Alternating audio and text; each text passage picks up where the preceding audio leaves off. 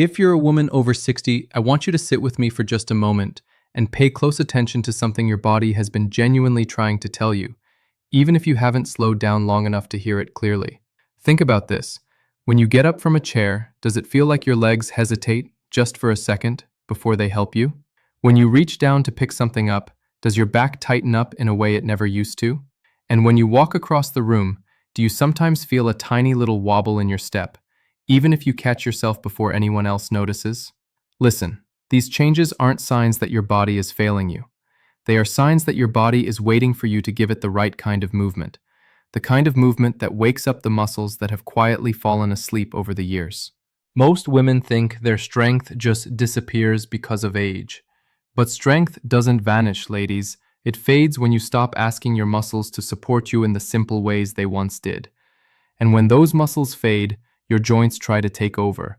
That's when you feel that stiffness, that heaviness, or that lack of confidence when standing, bending, or turning. Your body isn't telling you it's worn out. It's telling you it needs attention. Not intense workouts, okay? Not complicated, frustrating routines. Just slow, intentional movements done right here in the same chair you're sitting in right now. Chair exercises don't just build strength. They restore that essential connection between your mind and your muscles, the connection that keeps you balanced, steady, and wonderfully independent. Phase 1.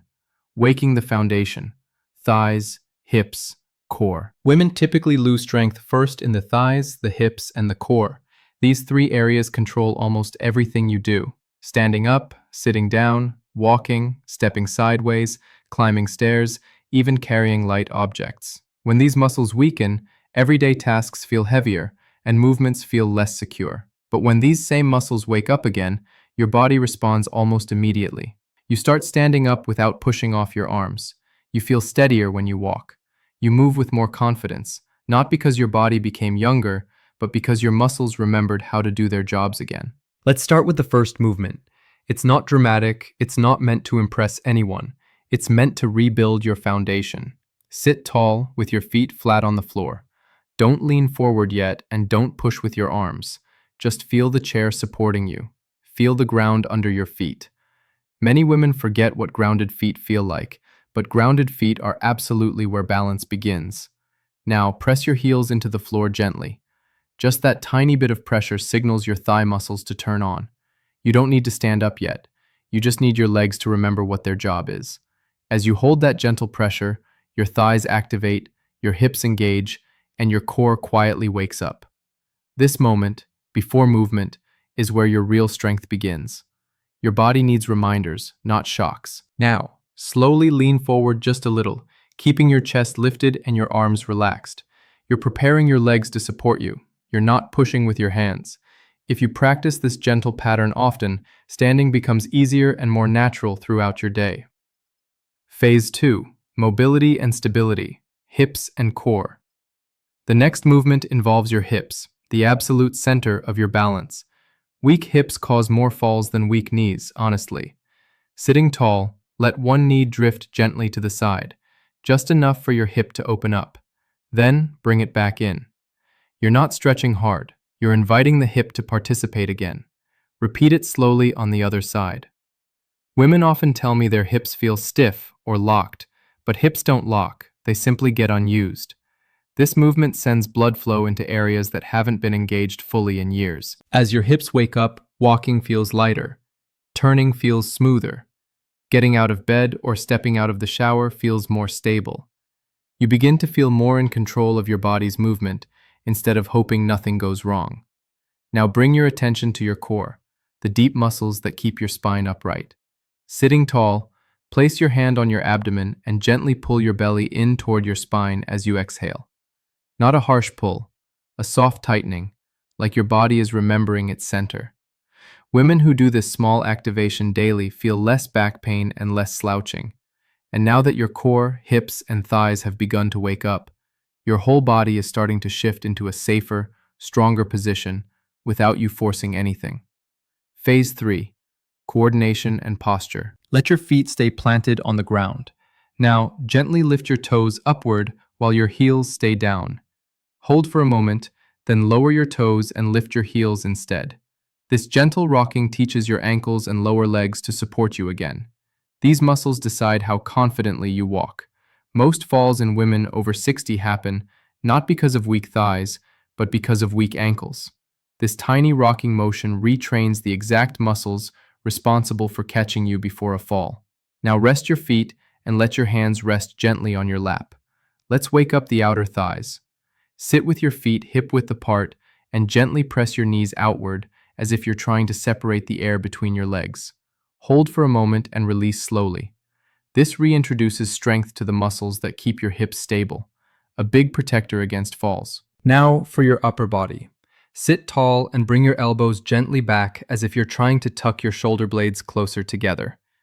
You're waking up the muscles that keep your posture tall and your chest open. As your shoulder blades glide together, your ribs expand, your lungs gain more space, and your neck begins to release tension. Now let your arms rest at your sides. Slowly extend one arm forward, keeping it at shoulder height. Lower it and repeat with the other arm. These slow arm reaches improve mobility in the shoulder joints and teach your upper back and core to work together. Now let your hands rest on your thighs again. Gently lean your upper body forward just a little, then return to an upright position. This gentle hip hinge trains the muscles that help you stand up safely. Practicing a controlled hip hinge reconnects your legs to the movement of standing, making the motion smoother and more balanced. Now, let your feet stay grounded again as you gently raise one knee just an inch or two off the ground. Lower it and lift the other. This seated marching strengthens your hip flexors. Weak hip flexors make walking feel like dragging your feet, which increases the risk of tripping. This gentle lift safely rebuilds that lifting pattern. Phase 4. Deep strengthening and integration. Now your body is prepared for movements that not only make you stronger, but make you feel safer every time you stand, walk, or turn. Let your hands rest lightly on the sides of the chair. Gently shift your weight onto one hip, then return to center. Shift to the other side, then return. This trains the deep muscles around your pelvis that stabilize your entire upper body. This restores that natural pelvic stability. Now, seated, gently roll your shoulders back one at a time. Not big circles, just small backward rolls. These rolls reverse the rounding that builds up from daily habits. Now extend one arm out to the side, slowly. Bring it back in and repeat on the other side. These lateral arm reaches strengthen the muscles that stabilize your shoulders and ribs, helping you safely reach sideways without losing balance. Let your arms rest and bring your attention back to your legs. Lift your right foot just a few inches off the ground, extend your leg forward slightly, and lower it back down. Repeat with your left.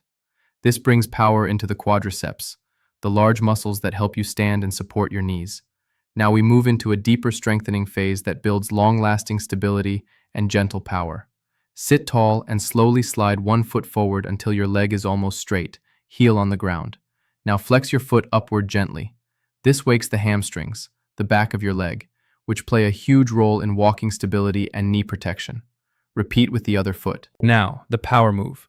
Press your feet into the floor as if you're preparing to stand, but don't lift off yet.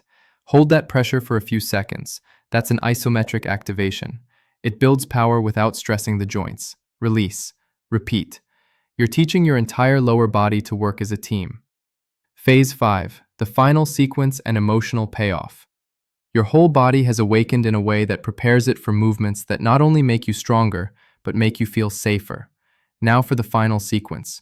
Let your hands rest on the chair lightly. Slowly lift your right knee just a few inches off the ground. Hold it. Lower your legs slowly and repeat on the other side. These knee lifts restore the pattern your body uses every time you climb a stair. Now, the brain booster. Cross-body pattern. Lift your right knee gently, then immediately extend your left arm forward. Lower both. Then lift your left knee and extend your right arm.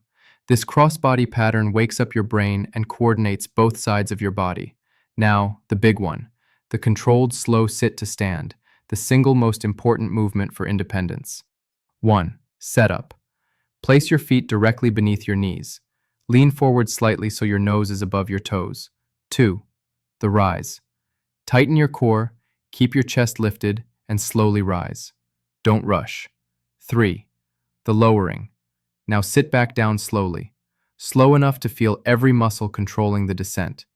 This slow lowering is where your legs truly learn to support you. Do it again. A slow rise, a slow return to the chair, a gentle reminder to your body, you still can. Now relax into your chair once more. Your body isn't asking you to be perfect. It's asking you to stay awake to your strength, to keep moving, to keep honoring the muscles that support you, to keep reminding yourself that aging doesn't mean stopping, it means adapting. Chair exercises are not a backup plan. They are a powerful, science-backed way to rebuild the mobility, stability, and balance that life slowly steals without you noticing. Today you stopped the stealing. Today you reclaimed what belongs to you. Now sit at the edge of your chair. Place your feet firmly beneath you. Lift your chest. Lengthen your spine. Take one slow breath in and let it out gently. You are stronger than you think. Now sit back down slowly, controlled, steady, confident. Your journey doesn't end with the chair. It begins with it.